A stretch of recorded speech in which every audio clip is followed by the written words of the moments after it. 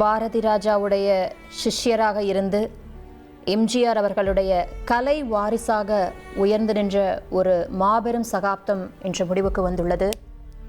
பாக்யராஜ் அவர்களின் மறைவுக்கு தொடர்ந்து பல திரைப்பிரபலங்களும் அரசியல் தலைவர்களும் அஞ்சலி செலுத்தி வரும் நிலையில் தற்போது மக்கள் நீதி மய்யம் கட்சியின் தலைவரும் நடிகருமான கமல்ஹாசன் அவர்கள் நேரில் வந்து அஞ்சலி செலுத்தி கொண்டிருக்கக்கூடிய காட்சிகளைத்தான் நாம் பார்க்கிறோம்.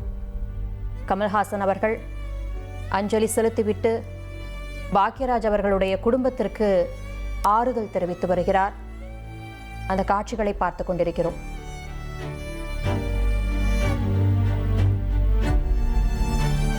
பாக்யராஜ் அவர்கள் கமலை வைத்து ஒரு கைதியின் டைரி என்ற ஒரு படத்தை எடுத்திருக்கிறார். மேலும் சில படங்களில் அவரோடு இணைந்து பணியாற்றியவர். மிகச்சிறந்த நண்பராக அறியப்பட்டவர். பாக்யராஜ் அவர்களுடைய மிகச்சிறந்த நண்பராக அறியப்பட்டவர். கமல்ஹாசன் அவர்கள் அஞ்சலி செலுத்தும் காட்சிகளை பார்க்கிறோம்.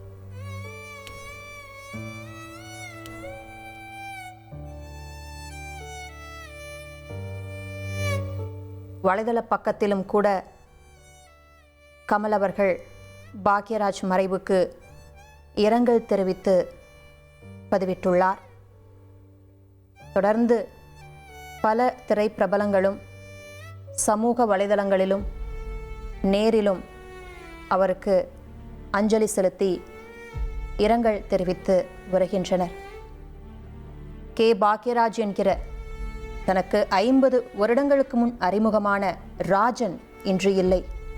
ஒரே மாதத்திற்குள் 2 ராஜாக்களை இழந்துவிட்டது தமிழ் கூறும் நம் சினிமா என்று மிகுந்த வருத்தத்தோடு கமல்ஹாசன் அவர்கள் பாக்யராஜ் மறைவுக்கு இரங்கல் தெரிவித்துள்ளார்.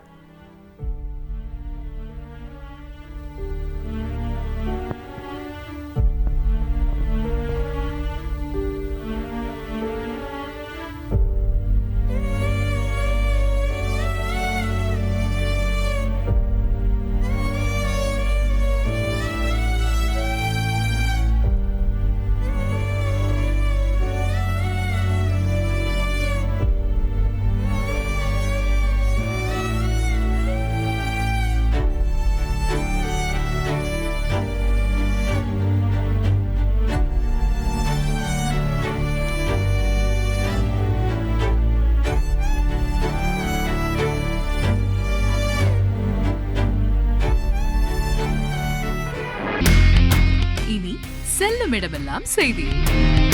தந்தி டிவியின் வாட்ஸ்அப் சேனலை ஃபாலோ பண்ணினா செல்லருக்கும் இடமெல்லாம் செய்தி. இதோ QR கோட் இப்பவே ஸ்கேன் பண்ணுங்க, ஃபாலோ பண்ணுங்க.